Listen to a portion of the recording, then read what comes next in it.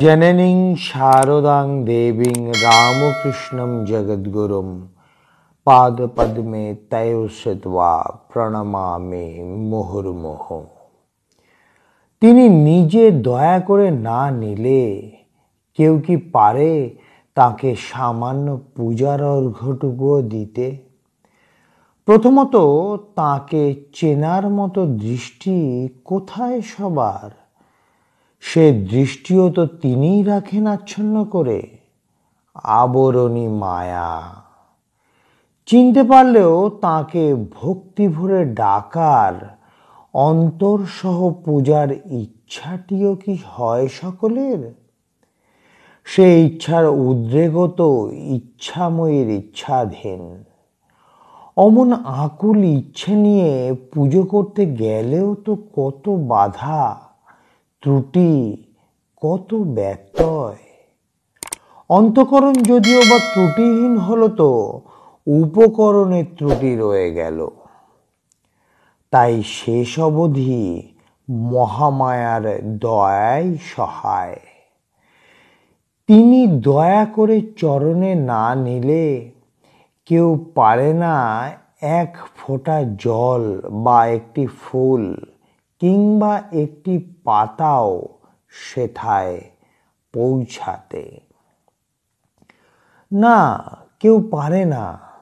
অতি অন্তরঙ্গ জনও নয়। এমন একজনের নাম বা কথা মনে আসছে, যিনি অপর কেউই নন, শ্রী শ্রী মায়ের সম্মুখে স্বীকৃতিপ্রাপ্তা সখী ও সহচরী, যার নাম উল্লেখ করে শ্রী শ্রী মা অনেকবার বলেছেন, ও আমার জয়া, আমার সখী, সহচরী, সাথী। জগদম্বার সহচরী এই জয়া হলেন শ্রী রামকৃষ্ণ পরিমণ্ডলের ভক্তগণ বন্দিতা যোগিন মা। শ্রী শ্রী মা বলতেন, মেয়েদের মধ্যে যোগেন জ্ঞানী।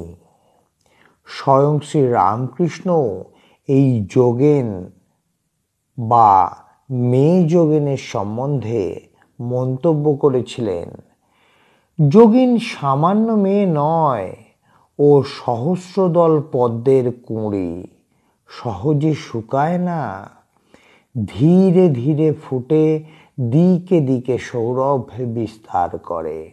এই যোগিন মাকেই একদিন শ্রী শ্রী মা জিজ্ঞাসা করছেন, যোগেন, তুমি কি শুকনো বেলপাতায় পুজো করো? যোগিন মা আচমকা মায়ের মুখ থেকে এমন প্রশ্ন শুনে কিছুটা অপ্রতিভ হলেন। উত্তর দিলেন, হ্যাঁ মা, কিন্তু তুমি তা জানলে কেমন করে? হাসি মুখে মা বলেন, আজ সকালে যে আমি দেখতে পেলুম তুমি শুকনো বেলপাতা দিয়ে আমার। মা কথাটা শেষ না করে তাড়াতাড়ি বললেন, পুজো করছিলে। রহস্যময়ীর রহস্য বোঝা ভার। মেয়েদের মধ্যে যোগেন জ্ঞানী। জ্ঞানী যোগেনের ব্যাপারটি বুঝে নিতে মোটেই বেশি দেরি হলো না। অবাগে বিস্ময়ে ছলছল চোখে নিতান্ত অজ্ঞান অপরাধী বালিকার মতো মায়ের মুখের দিকে অপলক নেত্রে তাকিয়ে রইলেন যোগিন। স্নেহময়ী জননী লজ্জায় আরক্তিম আশ্রিতার অবস্থা বুঝে তখনই দুই হাতে তাকে কাছে টেনে নিয়ে একেবারে বুকের মধ্যে জড়িয়ে ধরেন। যোগিনমা হঠাৎ অনুভব করলেন শ্রী শ্রী মার আদরিণী কন্যাগুণী তাকে পরম আদরে আলিঙ্গন পাশে বুকে জড়িয়ে ধরেছে। বেশ খানিকক্ষণ বাদে যোগিনের হুঁশ হয়।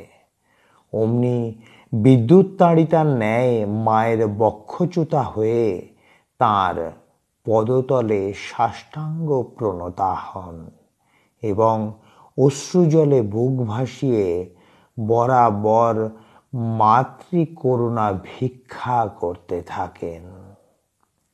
আজকের তথ্যসূত্র প্রকৃতিং পরমাং। স্বামী অবজোজানন্দ মহারাজ। জয় মা শারদা, জয় মা শারদা, জয় মা শারদা।